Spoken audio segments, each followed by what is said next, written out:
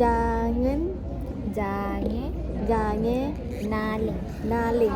Sambung. Jangan. Jangan. Jangan. Naling. Naling. Naling. Naling. Sebut sambung lah. Jangan naling. Jangan naling. Ya benar.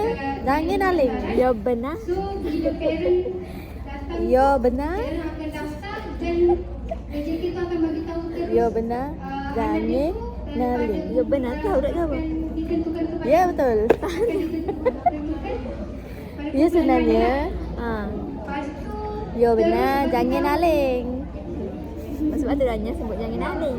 Sebab awak tadi sebut jangan naling. Sebab Kelantan kan sebut jangan naling. Jangan naling. Apa macam sama ni? Tak lain, dia ada syadah kat situ. Syadah kat mana? Jangan naling. Dekat jangan. Bukan jangan. Jangan. Sebut Jangan. jangan boleh, tiba-tiba jangan naling tak boleh. Jangan naling. Sambung. Jangan naling. Okey, perkataan lain lah. Perkataan lain. Perkataan mana? Saya tak tahu nak bagi. Apa saya dengar selalu? Apa? Sek ni, sek yo. Sek ni. Sek ni tu masa kita. Sek kita. Sek kita, sek ni. Dia akan ada Sek warna-warna ya tu, tu. sek i. Sek yo. Sek ya. Kita orang akan bagi tahu balik warna-warna tu untuk Sek yo dekat, sek yo jauh. Oh. Sek ni dekat, sek ya jauh. Sek ni dekat, sek yo jauh. Okey, macam tu kan. Kalau nak ayat kan, macam wafang asli banyak ikan dekat kita. Sek ni. Dengan sek ya. Oh, sek yo, sek ni.